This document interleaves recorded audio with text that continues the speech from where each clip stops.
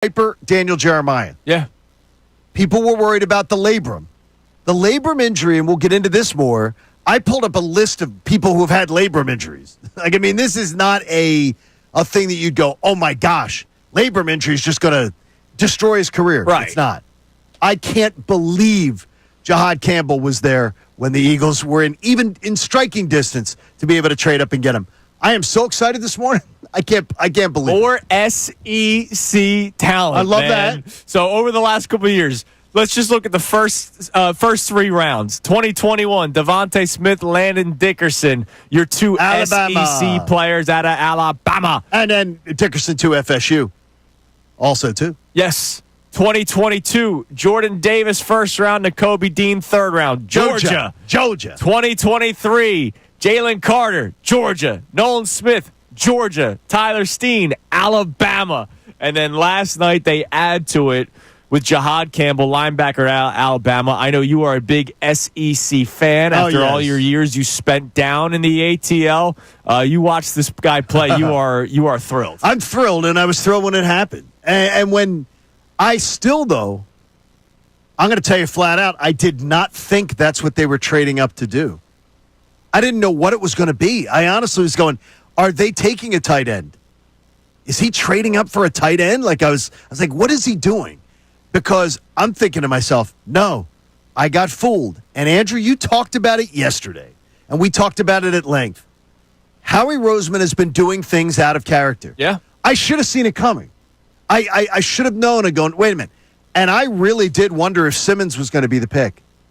I thought maybe they were going to go with Simmons out of Ohio State, who ended up going to the Chiefs with the 32nd pick. Yeah. Because when I saw them trade up, I'm like, oh, they're going offensive line. Yeah. And I said, everyone's going to be bored tomorrow morning. Absolutely. And say, that's a boring pick. You didn't need it this year.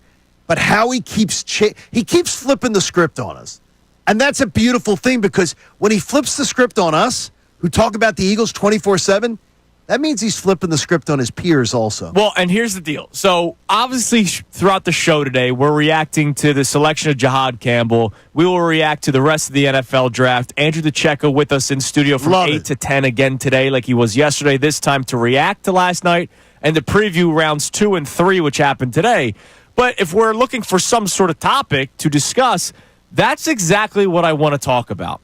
How happy are you that the Eagles are going against what they normally do? And what they normally go against is exactly what a lot of people have been wanting in this city.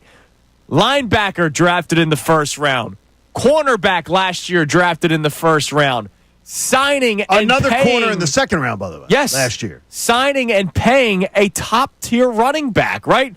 Oh, you can't do the running back anymore. That's so old school. Well, maybe this is an old school city when it comes to the sport of football, and clearly that still works. When you won the Super Bowl, even though Barkley didn't have the best game in the Super Bowl, you got to and won the Super Bowl behind the number one rushing attack in the NFL and the number one defense in the NFL. I understand Patrick Mahomes, Tom Brady, the goats in their sports. We watched them over the past 15, 20 years run the league. But here's the deal.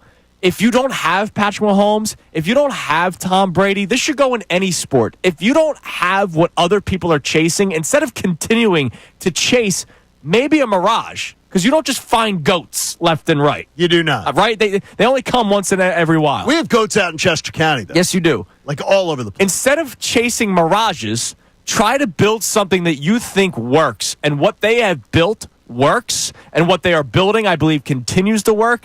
And I'm so thrilled, not just because we're excited for a player, it's what we've been wanting here in Philadelphia. And Howie, I'm not saying Howie's finally understanding. Howie knows more than we do about football, but it just feels good. And man, what another great pick last night. See, what you say, though, what you say you don't want to say is exactly what I do want to say. Howie he did figure this out, Andrew. That's true. He did figure this out. And the thing is, there's nothing I admire more in life. Honestly, from anybody. In fact, I told my students about it the other day. You've got to be adaptable.